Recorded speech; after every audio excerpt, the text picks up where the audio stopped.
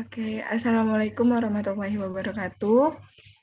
Hello guys, welcome back to our videos. In today's meeting, we would like to sharing a material about manusia dan kebudayaan. Nah, sebelum kita beralih ke materi kita, mungkin kita perkenalan sekali lagi kali ya untuk ke teman-teman kita yang sekarang. Oke, yang pertama yaitu dari Teh Jihan. Halo Teh Jihan. Oke, halo. Dari Teh Ravena, halo. Ada dari Kang Iqbal. Halo Kang Iqbal. Ada Kang Olik. Halo Kang Olik. Dan saya sendiri yaitu Regita Mulia Mustikawati. Ya, lanjut saja untuk materi yang pertama akan disampaikan oleh rekan saya. Waktu dan tempat dipersilahkan. Oke, materi yang kali ini kita sampaikan itu adalah manusia dan kebudayaan. Apa sih manusia dan kebudayaan? Oke, menurut A.B. Tyler, budaya adalah suatu keseluruhan kompleks yang meliputi pengetahuan, kepercayaan, kesenian, moral, keilmuan, hukum, kebiasaan yang didapat oleh manusia sebagai anggota masyarakat. Menurut antropologi, kebudayaan merupakan keseluruhan sistem, gagasan, tindakan, dan hasil karya manusia dalam rangka kehidupan masyarakat yang dijadikan milik diri manusia dengan belajar. Nah, menurut Kujaraningrat, kebudayaan atau kultur itu berasal dari bahasa Sanskerta, yaitu budaya, yang artinya budi atau akal. Jadi, kebudayaan merupakan hal-hal yang bersangkut paut dengan akal. J.J. Honigman dalam buku yang berjudul The War of Man 1959 membedakan adanya tiga gejala kebudayaan. Yang pertama, wujud kebudayaan sebagai suatu kompleks dari ide-ide atau gagasan, nilai-nilai atau norma, dan peraturannya. Yang kedua, wujud kebudayaan sebagai suatu kompleks aktivitas serta tindakan berpola dari manusia dalam masyarakat. Dan yang ketiga adalah wujud kebudayaan sebagai benda-benda hasil karya manusia. Oke, terima kasih. Saya kembalikan lagi kepada moderator. Terima kasih Kang Iqbal. Untuk materi selanjutnya akan disampaikan oleh saya sendiri, yaitu ada unsur-unsur universal kebudayaan. Nah, unsur-unsur universal kebudayaan ini tuh ada apa aja sih guys? Ada 7. Yang pertama itu bahasa, yang kedua sistem pengetahuan, yang ketiga organisasi sosial, yang keempat sistem peralatan hidup dan teknologi, yang kelima sistem mata pencaharian hidup, yang keenam sistem religi, dan yang terakhir itu ada kesenian. Nah, selanjutnya ini ada ciri-ciri kebudayaan modern. Ciri-ciri kebudayaan modern ini terbagi menjadi 4, yaitu ada hubungan yang ramai, bergantung pada ilmu dan teknik, sifat progresif atau dinamis, dan yang keempat banyak dan beragam diferensiasi. Terus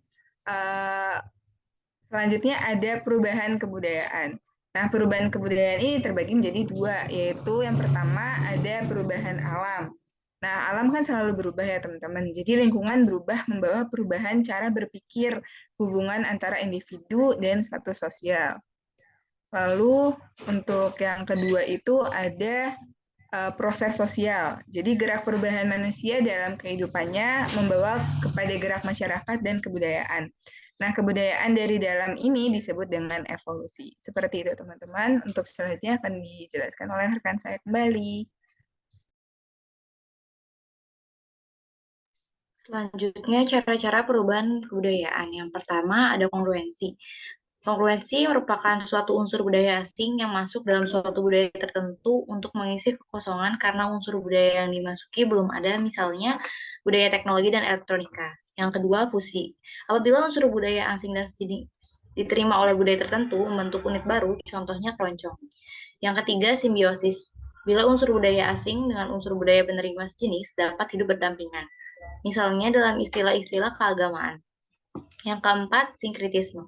Bila dua unsur budaya saling bertemu, unsur budaya asing dengan unsur budaya tertentu menjadi satu kesatuan yang sebenarnya unsur-unsur budaya tersebut saling berlawanan. Contohnya Terkun dan Duslam. Yang kelima, akulturasi. Unsur budaya asing diterima disesuaikan dengan unsur budaya penerima. Contohnya sistem pendidikan di Indonesia. Dan yang terakhir, asimilasi. Bila unsur budaya asing yang diterima diserap menjadi bagian yang integral dari budaya penerima, sehingga tidak dirasakan lagi sebagai unsur budaya asing. Misalnya jagung, lombok, dan tembakau. Sekian, saya kembalikan lagi kepada moderator. Oke, untuk selanjutnya silahkan. Baik, terima kasih moderator. Nah, tadi kan udah dijelaskan tentang perubahan kebudayaan. Lalu selanjutnya itu ada tentang proses penerimaan. Proses penerimaan ini ada 5. Yang pertama yaitu terbiasanya masyarakat memiliki hubungan dengan kebudayaan dan dengan orang-orang yang berasal dari luar masyarakat.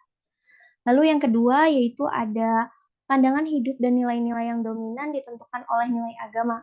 Maka penerimaan unsur baru disensor dulu. Lalu yang ketiga itu ada corak struktur sosial masyarakat. Yang keempat ada suatu unsur diterima jika sebelumnya sudah ada unsur kebudayaan itu. Dan yang terakhir, apabila unsur yang baru memiliki segala kegiatan yang terbatas dan dapat dengan mudah dibuktikan kegunaan.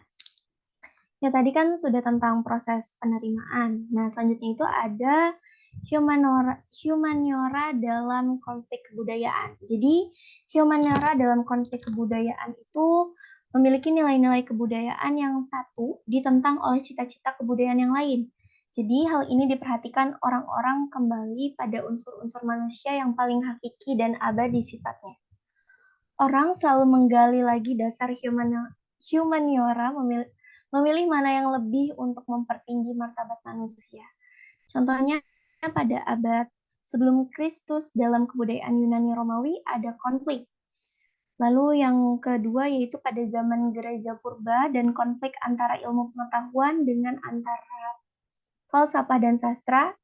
Yang ketiga yaitu pada abad 17 sampai abad 18 yaitu orang modern memerangi orang kolot atau orang kafir dengan dasar Kristen. Dan yang terakhir yaitu timbul konflik antara ilmu eksata yang bergelora dalam super. Pada abad 19, pertentangan antara agama dan ilmu teknik modern dengan tenaga atomnya menghadapi himbauan ilmu sosial. Baik, terima kasih. Saya kembalikan ke moderator. Baik, terima kasih Teh Jihan. Selanjutnya pada Kang Olik. Silakan Kang Olik. Terima kasih Teh Gita. Selanjutnya saya akan menjelaskan tentang manusia dan kepribadian.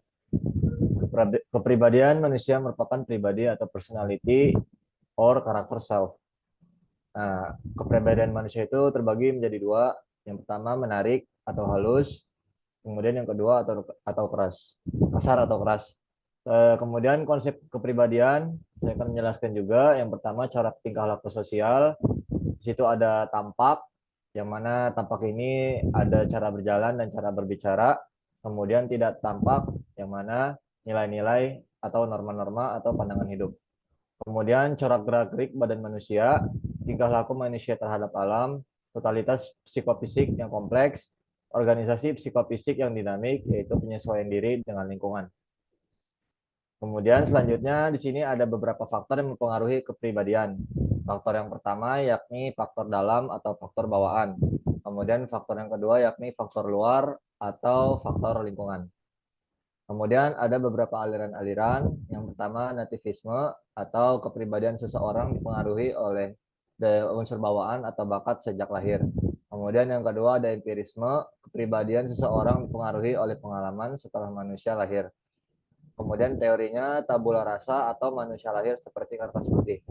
Kemudian yang terakhir ada konvergensi, yang mana kepribadian seseorang dipengaruhi dari dalam dan dari luar. Bakat, seni, dan fasilitas ada. Sekian saya kembalikan ke moderator.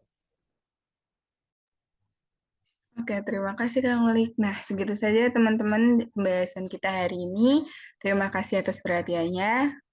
Saya cukupkan untuk hari ini. Terima kasih. Assalamualaikum warahmatullahi wabarakatuh.